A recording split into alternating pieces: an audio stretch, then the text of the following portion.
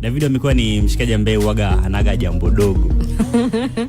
Anapofanya jambo lake analifanya kwa ukubwa zaidi. Yeah.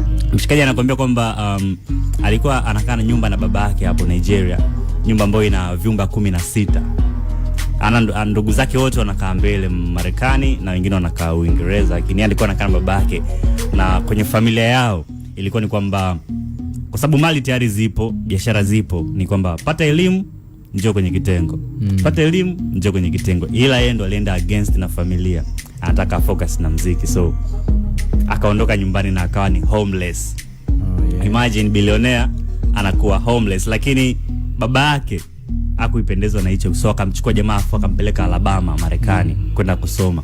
So Mnyamwezi anadai bwana akiwa Marekani alikuja kugundua kwamba Marekani wana kitu ambacho moja kwa moja hakutaka kukiaddress kama ni ignorance, lakini ni lack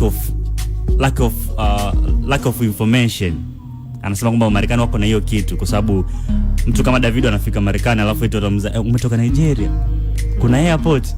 Sasa anashangaa, anataka nasema ni mjinga au ni vipi? Yani unashindwa kufuatilia vitu vidogo kama hiyo, kwa sababu anaamini kwamba kuna yale mambo ya kuelekezana kwamba wewe umetoka Afrika, kuna vile vitu vidogo vidogo mimi sivijui, ila mambo general kama hayo, nchi kuwa na airports, nchi kuwa na vitu fulani, ni vitu ambavyo pia wa Marekani wanapaswa kujua.